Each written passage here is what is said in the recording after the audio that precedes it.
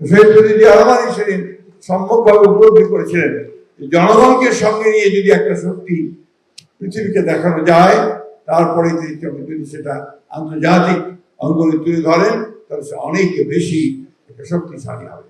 সেই কাজটা তিনি করেছিলেন, যার ফলে তিনি যে চুক্তি করেছিলেন সেই চুক্তিটা নিঃসন্দেহে অনেকাংশে বাংলাদেশের মানুষের পক্ষে গিয়েছিল।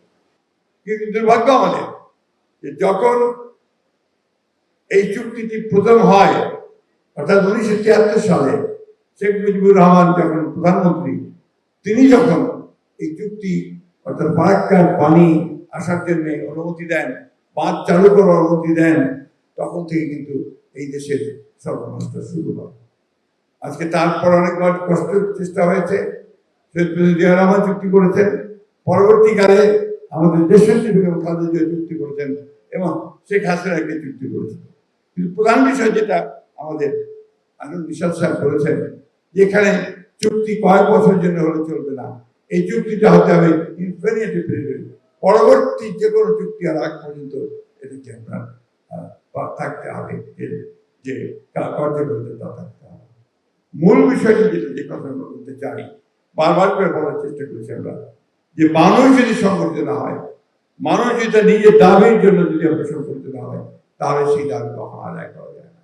আজকে মৌলানা ভাসানী সেই ফারাক্কা মিছিলের মধ্য দিয়ে সেদিন মানুষগুলোকে সংগঠিত করেছিলেন, যার ফলে শহীদ জিয়া রহমানের পক্ষে সম্ভব হয়েছিল একটি চুক্তি বাস্তবায়ন করা। আজকে আবার সেই চুক্তি শেষ হচ্ছে 2026 ডিসেম্বরের মধ্যে এই চুক্তি সব শেষ হয়ে যাবে।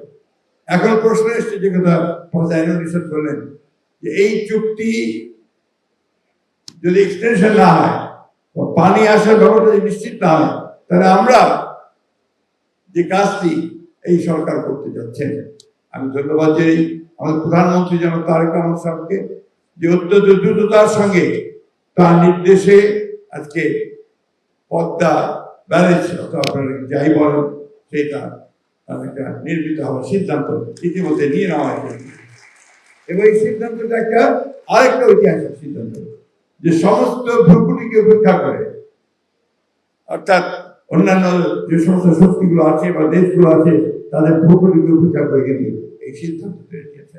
অর্থাৎ তার দেশপ্রেম এমন এক পর্যায়ে আছে, সেই সবগুলোকে তিনি কখনো আমল দিচ্ছেন না, দেশের ভূমিকা। সুধীবৃন্দ, আমরা একটা কথা খুব পরিষ্কার করে জানাতে চাই, জনাব তারেক রহমানের সরকার জনগণের সরকার। জনাব তারেক রহমানের সরকার জনগণ দ্বারা বৈধ উপায়ে নির্বাচিত হয়ে 2/3 মেজরিটি সরকার গঠন করেছে। আজকে এই সরকারের বিরুদ্ধে কিছু কিছু শক্তি তারা কিছু অপপ্রচার চালাচ্ছে। শুধু তাই না, দেশের যে স্থিতিশীলতা আছে, সেই স্থিতিশীলতাকে বিনষ্ট করবার পায়তারা চালাচ্ছে। এই সম্পর্কে আমাদের, আমরা বাংলাদেশের স্বাধীনতায় বিশ্বাস করি, গণতন্ত্রে বিশ্বাস করি, তাদেরকে আমাদেরকে অনেক বেশি সজাগ হতে হবে। এবং শুধু সজাগ নয়, আমাদেরকে সংগঠিত হতে হবে, যাতে কোন রকম চক্রান্ত আমাদের জনগণের আশঙ্কা পরিপূর্ণ করবার জন্য যে সরকার যা গেছে তাকে স্থিতিশীলতা বিনষ্ট করতে না পারে। আমি এই কথাগুলো এই জন্য বলছি, গতকাল আমরা দেখলাম যে কয়েকজন নেতা, তারা বিভিন্ন ভাবে এই সরকারের বিরুদ্ধে কথা বলছে এবং আবার এই স্থিতিশীলতা বিনষ্ট করবার চেষ্টা করছে।